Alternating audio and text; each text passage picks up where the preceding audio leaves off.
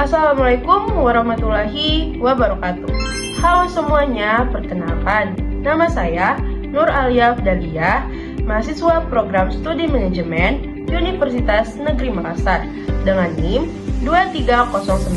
230903502069. Dalam video ini, saya akan menjelaskan salah satu teori paling berpengaruh dalam dunia manajemen perubahan, yaitu Lewin's Change Management Model, atau sering sekali disebut sebagai model perubahan Lewin.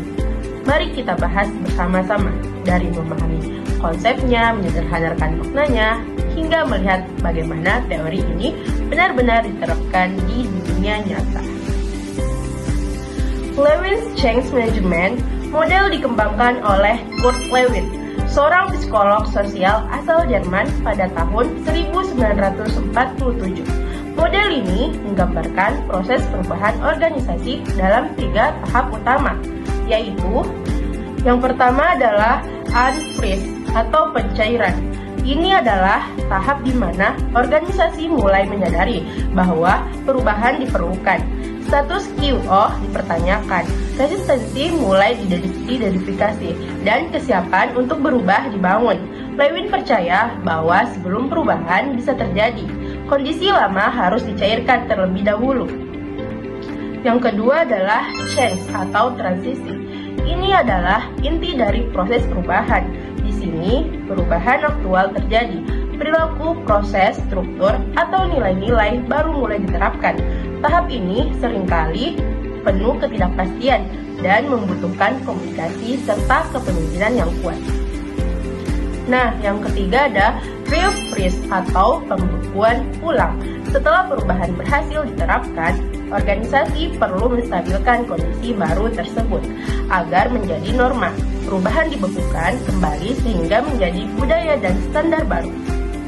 Nah, agar lebih mudah dipahami, mari saya gunakan analogi yang sangat sederhana. Bayangkan sebongkah es batu. Jika Anda ingin mengubah bentuk es batu dari kotak menjadi bulat, apa yang harus Anda lakukan? Nah, langkah pertama, Anda harus mencairkan es itu terlebih dahulu. Itulah fase unfreeze. Es yang keras tidak bisa langsung dibentuk ulang. Begitu pula organisasi. Pikirkan dan kebiasaan lama harus dilunakkan dulu sebelum bisa diubah. Nah, langkah kedua, saat es sudah menjadi air, Anda bisa membentuknya sesuai keinginan. Itulah fase change. Disinilah proses transformasi terjadi, fleksibel dan penuh kemungkinan. Langkah ketiga, setelah bentuk baru tercapai, Anda membekukannya kembali. Itulah fase refresh. Perubahan menjadi permanen dan stabil. Itulah inti dari Lewin's Model. Sederhana, namun sangat kuat sebagai kerangka berpikir perubahan.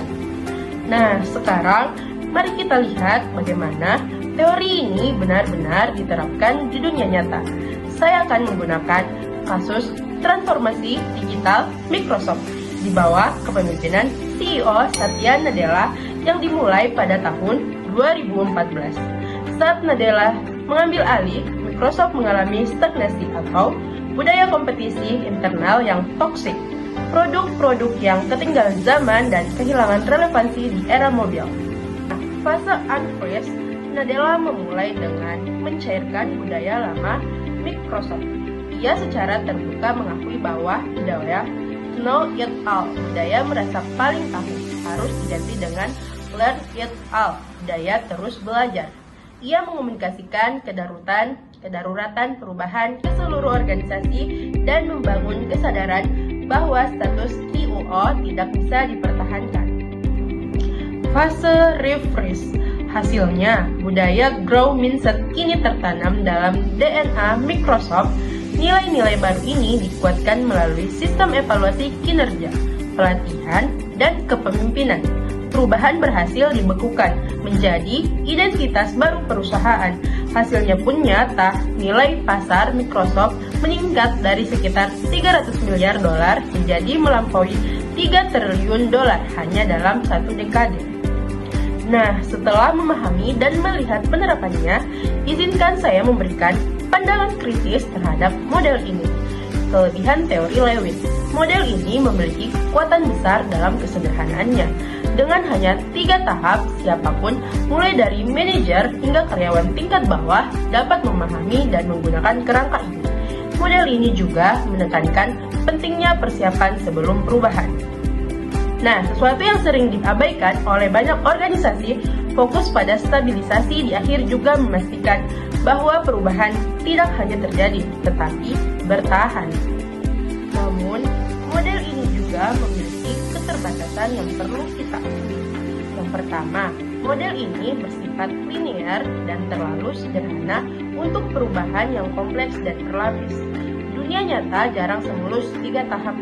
Nah, kedua, model ini dikembangkan di era pasca Perang Dunia Kedua, di mana lingkungan bisnis jauh lebih stabil dibandingkan saat ini. Itulah penjelasan dari saya. Cukup sekian dan terima kasih. Wassalamualaikum warahmatullahi wabarakatuh.